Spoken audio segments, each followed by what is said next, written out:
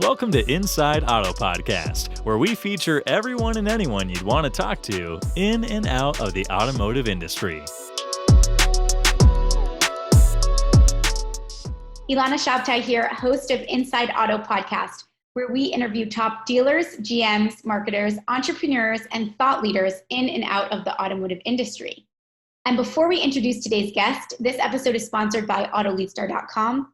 The AutoLeadStar platform is built on a technology so powerful it allows you to market, sell, and service cars as you would online and at scale, making one-to-one matches between shoppers and inventory. AutoLeadStar is the only platform that is powered by scale, speed, and specificity to change the way dealers do marketing today. Today's guest is Liza Borches. I'm so excited for her to be here today. Hi, Liza. How are you doing? Hello, I'm doing wonderful. Thanks so much for having me. We are so excited for today's guest. I'll give you a brief bio because it's extremely impressive and I want our listeners to get to know you, and then we can jump right into the interview. Liza is the president and CEO of fourth generation automobile retailer Carter Myers Automotive, with experience in growing an organization exponentially through a people-focused approach, something that we're going to talk about today. In 2003, Liza joined Carter Myers after 6 years with American Motor Company, offering employee ownership, managing partnerships, and value-based hiring. CMA has grown from 3 dealerships to 16 in the last 15 years. Also extremely impressive, representing 6 markets and 17 franchises across Virginia. Liza, thank you so much for being with us here today. I always laugh when someone reads the bio. I was like, I love giving it to you for background, but it's just fascinating to me to think about how much our company has grown.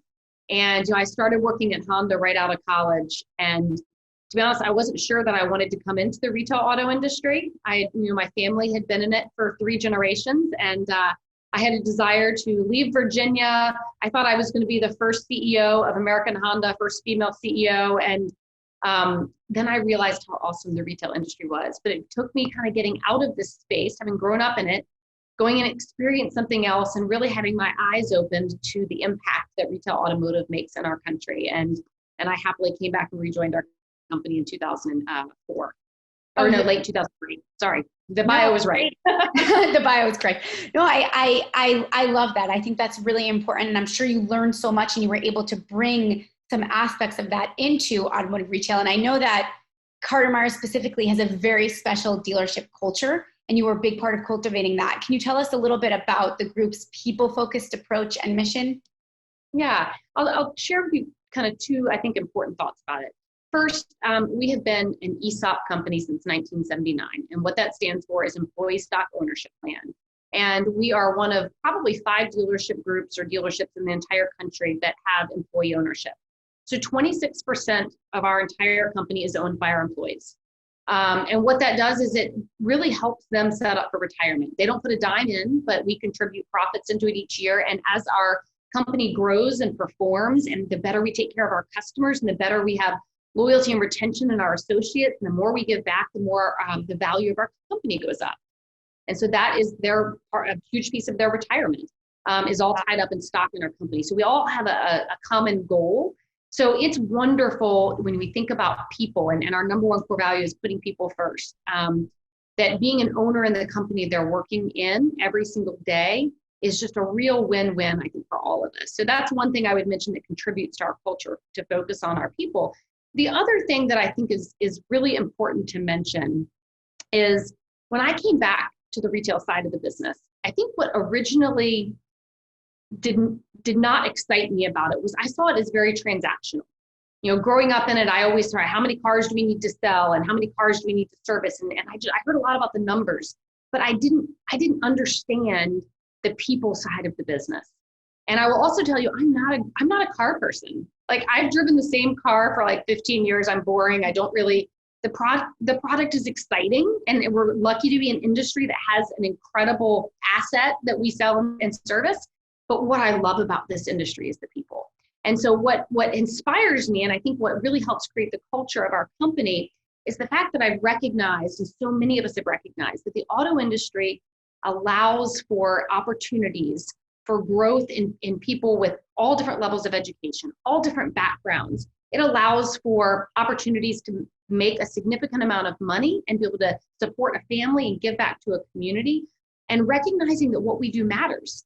Our customers have places they're trying to go in life, and they come to us to help them solve a problem. Either they got to service a car, they need a new car, whatever it is, and I can talk about this for hours, but we have an opportunity in the auto industry to impact lives, I think, better than almost any other industry out there in this country.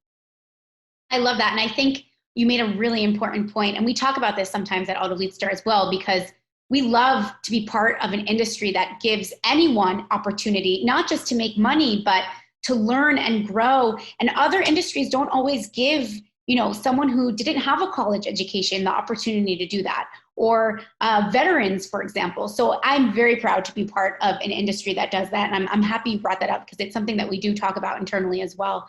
And then when you talk about investing in people, I'd love to hear how you, what kind of culture you have around your client retention, because I feel like in an environment where the people and the employees are so important, they're going to be able to create better relationships with your clients as well.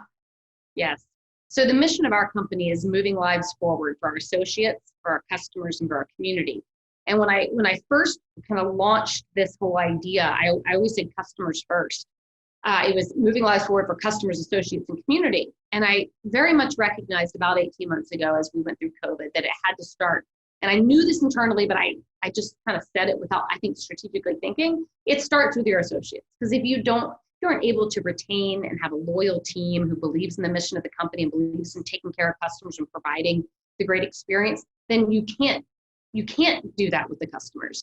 And we always talk about that, our competitors inside and outside automotive, they can copy everything we do. They can copy facilities, they can actually undercut our pricing, they can outmarket us, but the one thing they can't do is they can't copy our people, and they can't copy the attitudes that they bring to work every day. They can't copy the experiences they provide for our customer. They can't copy the care that they show for our community. And so, yes, when we talk about client retention, that is critical, but it starts with having the best in the business.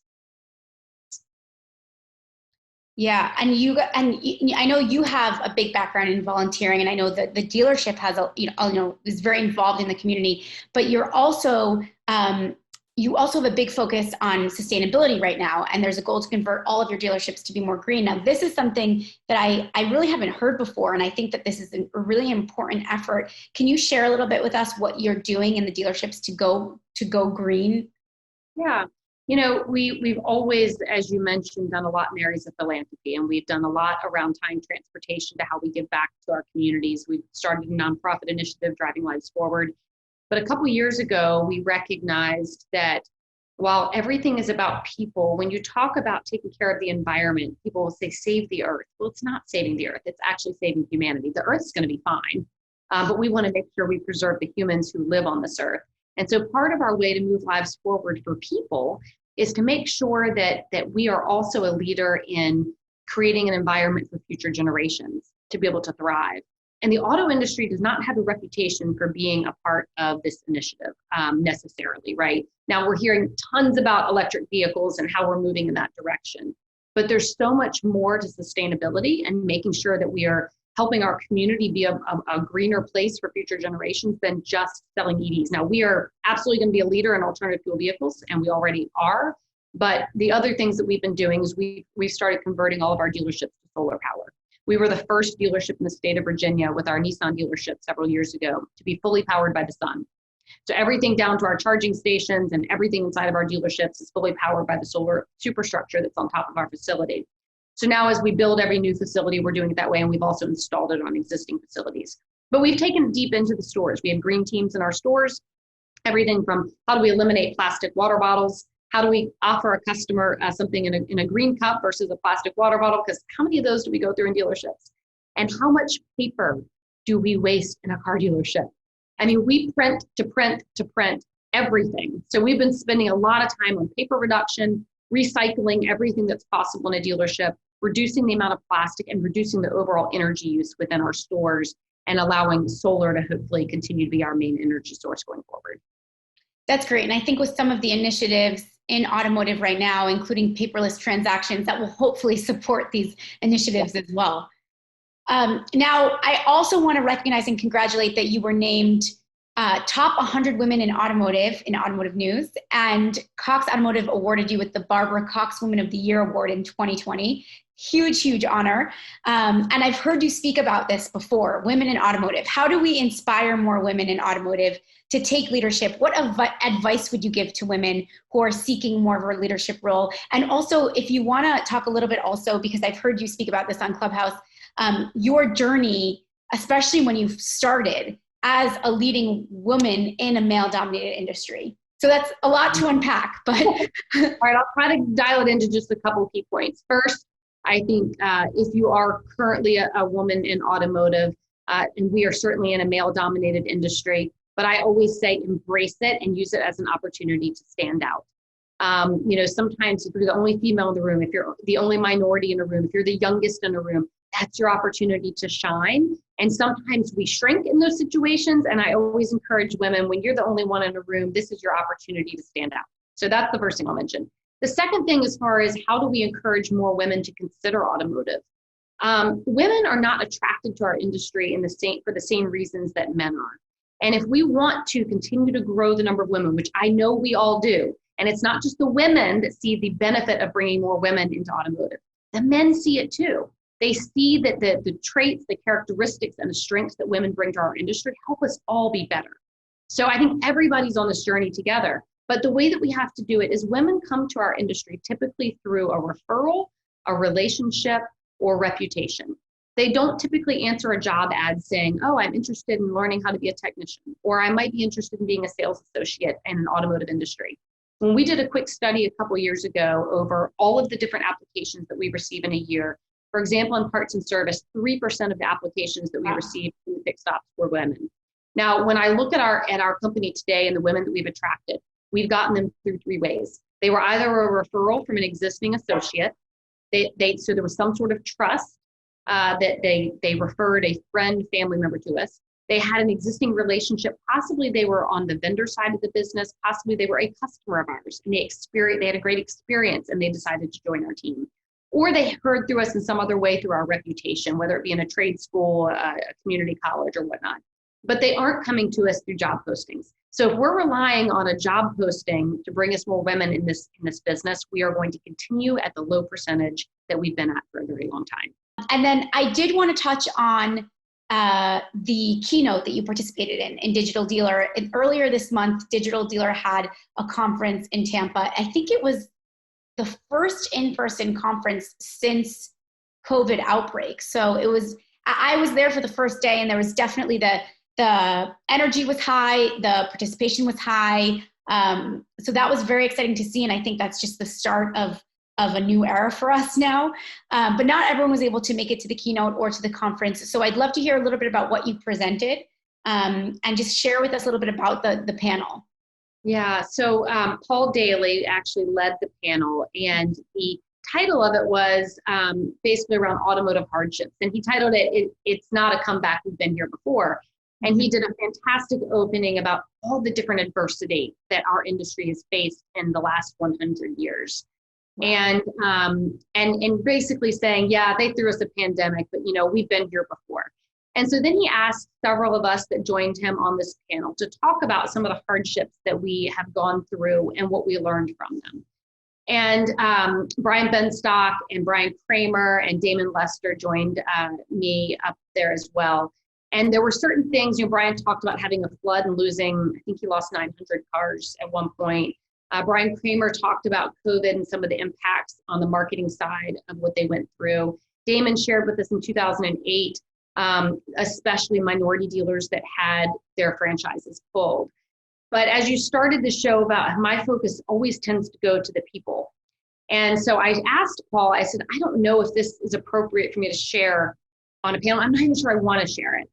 But when I think about the most difficult thing I have ever been through in this industry, it was we lost one of our general managers to suicide right before COVID hit. And so my whole message in there was, and I told Paul, I said, I don't want to be a downer and I don't want to be negative, but what I do want to share is that we do have incredible challenges in this industry. But what makes this industry amazing is our passion and our emotions are our strength. And I shared during the panel in the keynote that, I cried with our team, I grieved with our team, I second guessed myself about how did I not know what he was going through, and how do I move my team forward without being insensitive? And there were all these things that, happened emotionally during this time. And so what I encouraged everybody in automotive kind of at the end of my part was to just recognize that our emotions are our strength. And at times it's okay to cry, it's okay to hug, but there's also a time for strength, to show our grit, to show our determination. And that's what's gotten us through some tough times. And so we need to make sure we embrace all of the emotions that we have. Our industry is an emotional industry, and it's what makes us awesome. It's what attracts people with passion to us. And so, I just kind of ended with, we're going to go through floods and tsunamis and hurricanes and microchip shortages and government mandates and all these different things. But what's awesome is this industry is a huge family. The reason that we fight together is because we know that when we fight, we win, we love each other. And as much as we compete, we also work together in a very incredible way to get through every single one of these adversities and challenges that are put in front of us. So that was what I shared on the keynote, and it was emotional, and it brought so many connections throughout the next couple of days, people coming up and just sharing with me different hardships they've been through, but also what they've learned. And every opportunity is an opportunity to grow. So I'm glad I shared the story because it connected me with so many new people in our industry that I think will be lifelong relationships. Yeah, I think it's such a great way to also tie in any crisis or any hardship that we have, whether it's in the dealership or in our personal lives. So I think it's great that you shared that, because again, yes, it was a crisis that you faced at the dealership, but there's so much more there that people can take away from. So I appreciate you sharing with that. That's really strong. And I'm sorry I missed it because I would have loved to have been there. So maybe next time. Now, just before we sign off, I like talking on this podcast, especially when we have dealers on, about how your dealership is fitting into this digital dealership world right now. Obviously, COVID accelerated some of that, but it was going in the direction anyway. And I'd love to know what CMA is doing to stay at the cutting edge. What are some of the tactics that you're doing to really, fit today's consumers' habits, which are changing? If you want to share a little bit about that, we can end there. Sure. I think that many of the initiatives that we have going on are similar to other dealers that you've spoken to. I am grateful that we were already well down the path and in the digital retail space before COVID hit. It made that time a lot easier and less stressful, as we had so many things to figure out, much less how to sell a car fully online, deliver it to someone's home, and have the paperwork all be seamless. I think we still have a challenge with some of the state paperwork, with some lenders who are not assisting us in being able to fully head into the digital space. It's something our industry needs to be together on and collaborate on over the next year or less. Those things need to be fixed. What I keep telling our team as we talk about all these different initiatives that we put in place, and we try to pilot things in one store or two stores before we take it to all of our dealerships to make sure we get the bugs out. That's something we've learned by trial and error. But what I keep telling them is we are going to make sure that we are in the front of all of the technology advances that our industry needs in order to meet the customer's experience expectations. But we're going to wrap it with a relationship, because I believe technology only gets us so far. Obviously, you have to have the training and the support to make sure the technology is used right. But I don't want us ever to give up that relationship. Now, it may not mean the person never comes in the store. It may mean we never meet that customer. But there are other ways to connect and provide support and a relationship to a consumer that we've got to continue to put and evolve. So that's where we're focused. I think the easy part is investing in technology, making sure we have a full digital sales process, make sure we can fully deliver a car to someone's home and workplace, that everything can be e-signed, that our customers can do service pickup and drop off, and that it can be done through an app, and that they can get videos from technicians to see what's happening on their car while they're in the shop. That part, I think, is the easy part. But it's how do we continue to differentiate ourselves from some of these so-called disruptors? And I believe there is space in that trust and relationship that we still bring to the table. And so we're going to be continuing to focus on how do we make sure that that is still meaningful in the digital world. Yeah, and I think even what you said about video, sending videos while you're getting your car fixed and having that relationship and that communication by leveraging technology is I think a really good step forward. So thank you so much for joining us today on the Inside Auto podcast. We covered a lot in a very short amount of time, so I appreciate it. And if you liked this episode, please tune in Inside Auto podcast. We're on all mainstream apps, iHeartMedia, Spotify, Apple, you name it. Thank you so much, Liza, for joining. Absolutely. Love to do it again.